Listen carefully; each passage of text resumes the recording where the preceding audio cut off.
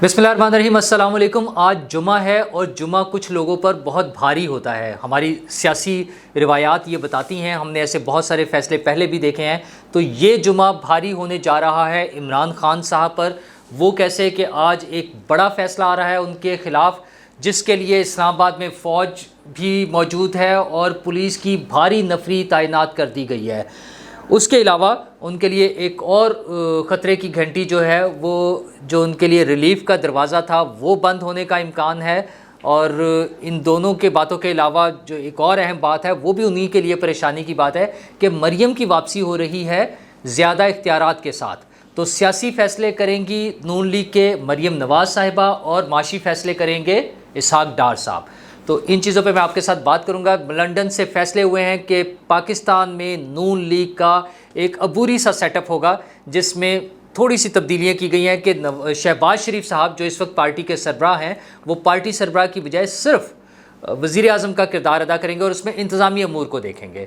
सियासी जो किरदार है वो तमाम मरियम नवाज़ के पास चला जाएगा और वो मैदान में उतरेंगी और वो सियासी तौर पे क़यादत करेंगी पार्टी की, अपना कैंपेन चलाएंगी, क्योंकि कैंपेन की तो ज़रूरत पड़नी है। वैसे तो अगला इलेक्शन भी करीब है, मतलब एक साल का टाइम है सिर्फ, लेकिन उससे पहले ये जो ज़िमनी इंतखाब हुआ है इसमें इमरान खान साहब ने जो सारी सीटें जीती हैं, 6 सीटें जो जीती हैं, वो भी तो आखिर कहीं जानी है ना।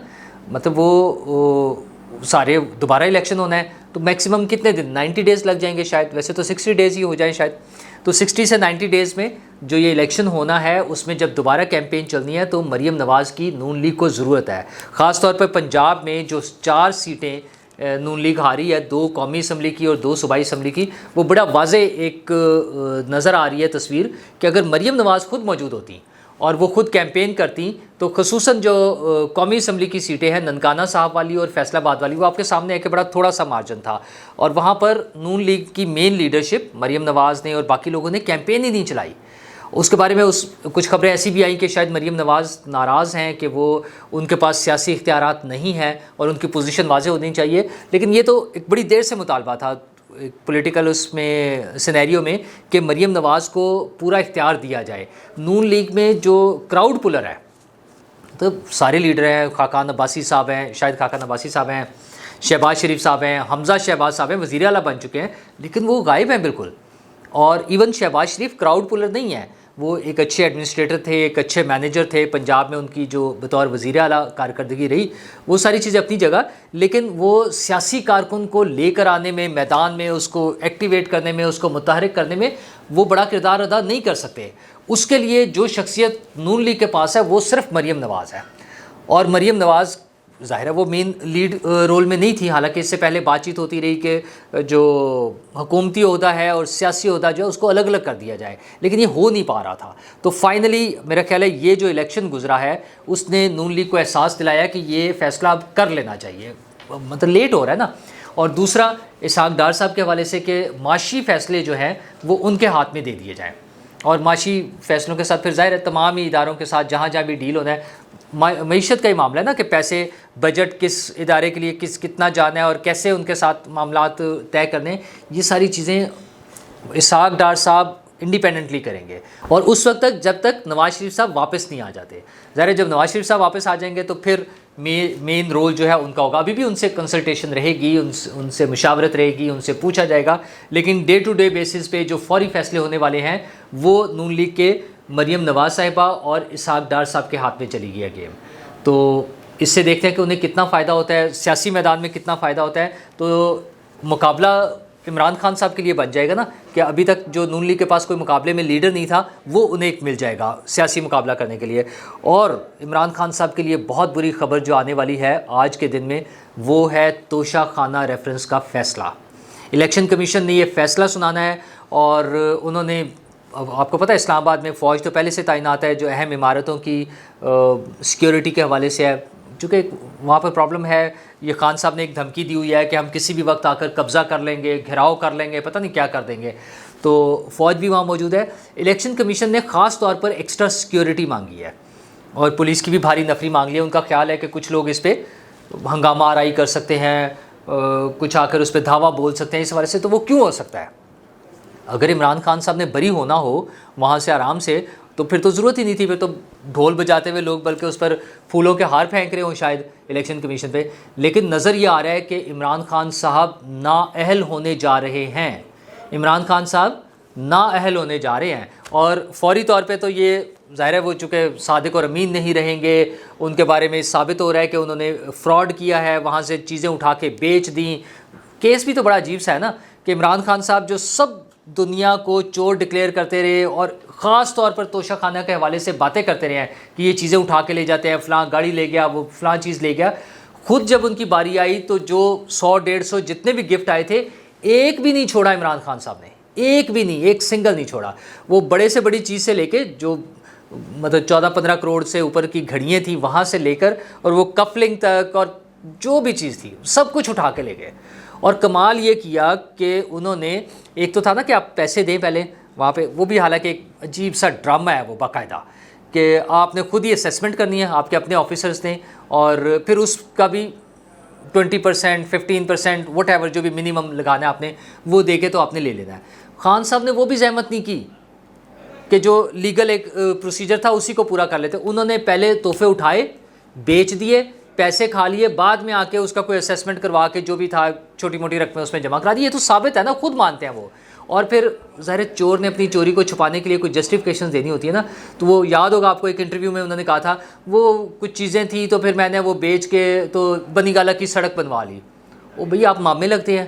وہ خود ہی جو پی ٹی آئی کا ایک نعرہ تھا نا کہ تیرے باپ کے پیسے ہیں, کس کے باپ کے پیسے تھے یہ کہ آپ ڈیسائیڈ کریں گے ایز ون پرسن, آپ ڈیسائیڈ کریں گے کہ یہ پیسے کہاں استعمال ہونے ہیں اور کہاں سڑک بنانی ہے. سڑک بنانے کے لیے ادارے موجود ہیں, اگر وہاں پہ لوگوں کی رہائش ہے, اچھا یا تو آپ پورا بجٹ جو ہے خود لگائیں, اس کے لیے بھی موجود ہے نا. وہ آ گیا ہوا ہے کہ آئی تھنک 2 ملین شاید یعنی 20 لاکھ روپے یا کچھ اتنے انہوں نے دیے تھے سی ڈی اے کو وہ سڑک بنانے کے لیے.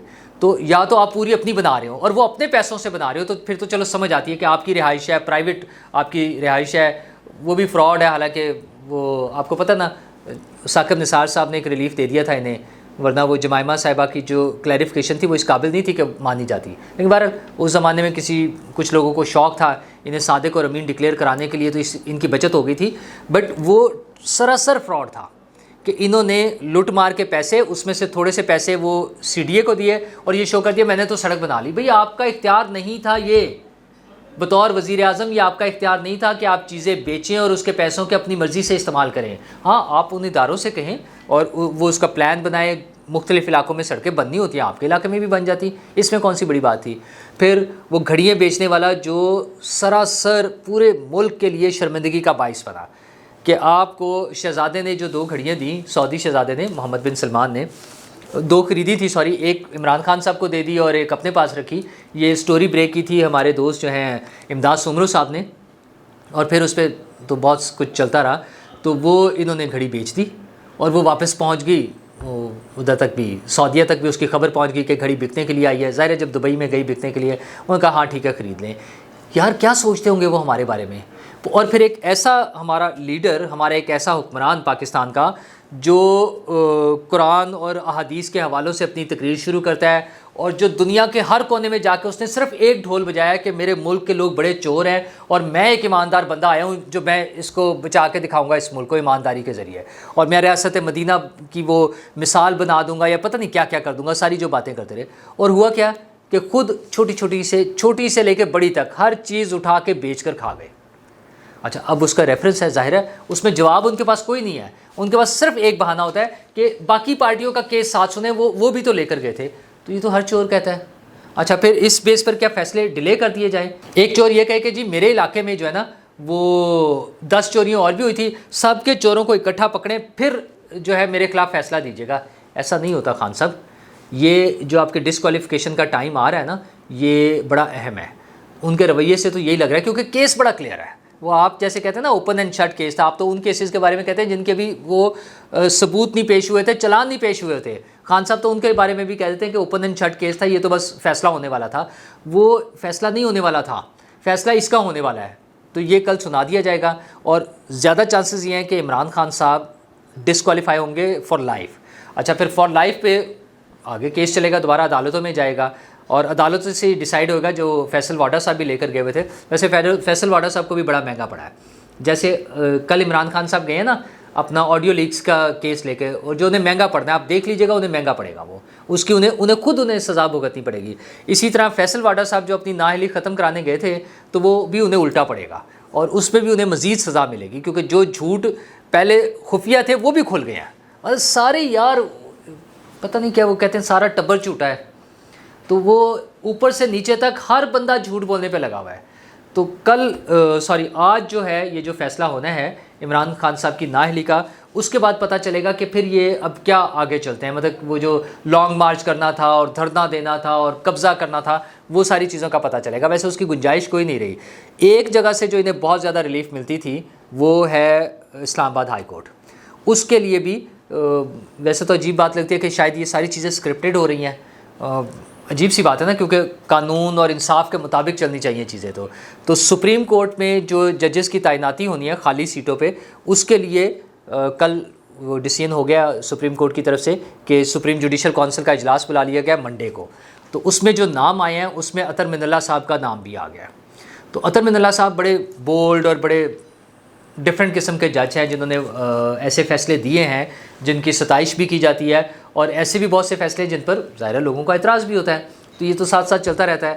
تو وہاں سے انہیں بڑا ریلیف ملتا تھا عمران خان صاحب کو۔ پچھلے کچھ عرصے میں کوئی 35-36 کیسز ہیں اسلام آباد ہائی کورٹ سے جہاں سے انہیں ریلیف ملا۔ تو مطیع اللہ جان صاحب نے کچھ دن پہلے ایک سٹوری دی تھی کہ سپریم کورٹ میں ایک اجلاس ہوا ہے جس میں چیف جسٹس آف پاکستان تھے، اٹارنی جنرل تھے اور وزیر قانون تھے، اور وہاں کچھ چیزیں حکومت کے ساتھ ان کے معاملات طے ہوئے ہیں۔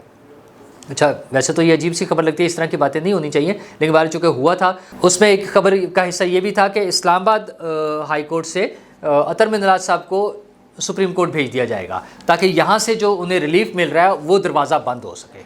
تو ضروری نہیں کہ ایسا ہی ہوا ہو، میرٹ کے مطابق بھی تو ہونا چاہیے، وہ سینئر جج ہیں، چیف جسٹس ہیں اسلام آباد ہائی کورٹ کے، تو ان کی جو ہے ترقی اور تعیناتی بنتی ہے سپریم کورٹ میں۔ لیکن ساتھ ہی ابھی سے آبجیکشنز بھی آ رہے ہیں کہ سندھ سے جو سینئر موسٹ ججز ہیں ان کو نظر انداز کیا جا رہا ہے۔ یہ پہلے بھی ہوتا رہا ہے، لیکن یہ ایک بڑا ایشو ہے، جو خالی سیٹیں ہیں وہ پر ہونی چاہیے تاکہ لوگوں کو انصاف ملے۔ ڈھیر لگا ہوا ہے کیسز کا، تو وہ تبھی انصاف مل سکتا ہے جب تمام ججز موجود ہوں اور وہ کام کر رہے ہوں۔ اچھا، لیکن اگر سپریم کورٹ میں چلے جاتے ہیں اطہر من اللہ صاحب، تو کیا حکومت کا خیال ہے کہ یہاں سے ریلیف کا دروازہ بند ہو جائے گا؟